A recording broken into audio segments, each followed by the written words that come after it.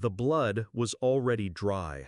I could feel it pulling the skin tight beneath my eye, sharp and swollen. The other one wept tears I couldn't stop, reflex more than grief. She stood in the doorway, purse in hand, keys trembling slightly. Her eyes flicked across me, my bruised face, split lip, no words, no questions, just a hollow nod, and she turned, left. Behind her they laughed, her brothers, loud, crude, sprawled across my chair, drinking my whiskey, their boots muddy on my floor. One raised his glass toward me in mock salute. The other smirked, flipping through my mail as if it belonged to him. I said nothing, sat still, waiting. Not for them, for the lock to click again, for what was coming next. It wasn't always this way. A marriage built on quiet moments, mornings of coffee and shared smiles, or so I believed, until the distance began creeping in. Late nights she couldn't explain, a coldness in her gaze, whispers behind closed doors when family came to stay.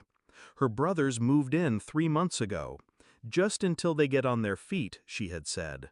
Their glances told another story, their ownership of my space, of her.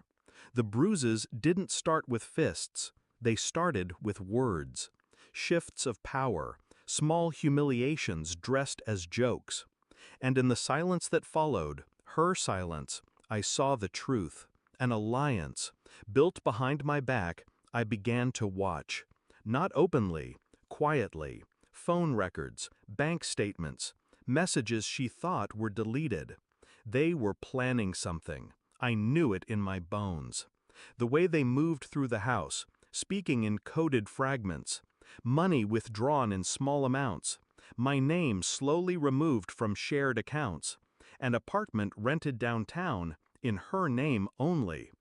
One message I found twisted everything. Sharp. He won't fight back. He never does. It wasn't fear that gripped me then. It was understanding. They wanted me broken.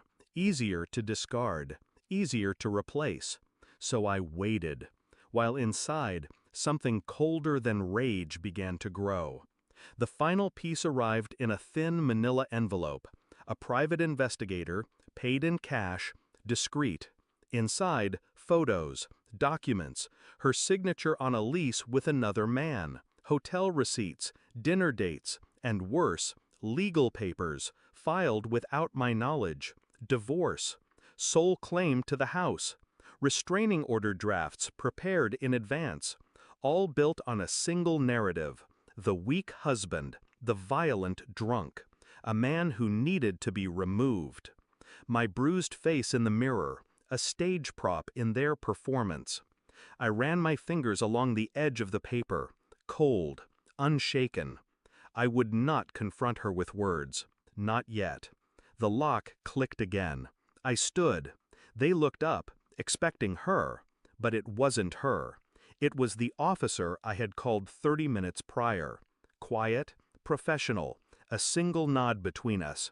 Officers, I said evenly. These men assaulted me. Witness statements filed, medical reports submitted. I handed them the file, photos, the PI's report, the messages.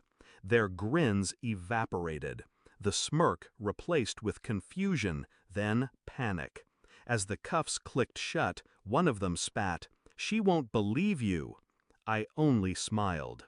"She won't need to," I said, because waiting in her inbox, time-stamped and undeniable, was everything. Every lie, every betrayal. I had sent it 10 minutes before the knock. When she returned, the house was empty. Only the faint smell of whiskey and sweat remained. The envelope waited for her on the kitchen table. Her phone already buzzing, messages she couldn't ignore.